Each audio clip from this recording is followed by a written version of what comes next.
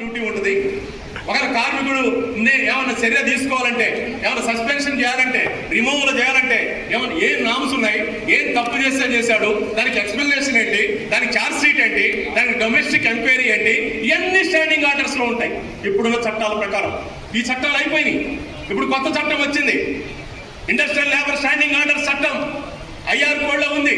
అందులో ఏం చెప్తున్నాడు, 300 కార్మికులు పనిచేసేదాకా 300 మంది కార్మికులు ఉన్న పరిశ్రమ వరకు స్టాండింగ్ ఆర్డర్స్ అవసరం లేదని చెప్తున్నాడు. 300 పైన ఉంటేనే స్టాండింగ్ ఆర్డర్స్ అంట.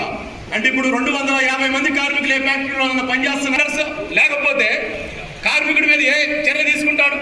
కార్మికుడు మౌలికమైన హక్కుల్ని కాపాడేది ఎలా? కోడ్ ప్రకారం, ఐఆర్ కోడ్ ప్రకారం, అందులో ఇండస్ట్రియల్ డిస్ప్యూట్ చట్టం ప్రకారం ఒక హక్కు వచ్చింది యాజమాన్యానికి. పరిశ్రమలు మూసేయడానికి, పరిశ్రమలు లే ఆఫ్ ప్రకటించడానికి, కార్మికులను తొలగించడానికి, నా ప్రొడక్షన్ తగ్గింది కాబట్టి నేను తీసేయడానికి. 300 కార్మికుల దాకా ప్రభుత్వం పర్మిషన్ అవసరం లేదు, యూనియన్లకు చెప్పాల్సిన అవసరం లేదు. అర్ధరాత్రి అయినా తెల్లారుదామనైనా ఎప్పుడైనా కార్మికులు బోర్డు పెట్టి నీ ఉద్యోగం పోయిందని చెప్పొచ్చు. ఇది కొత్త కోడ్లో ఉంది. కొత్త కోడ్లోనే స్టాండింగ్ ఆర్డర్స్ లేకుండా ఇప్పుడు ఇండస్ట్రీస్ రాబోతున్నాయి. నేను అడుగుతున్నాను, ఈ స్టాండింగ్ ఆర్డర్స్ లేకపోతే రెగ్యులర్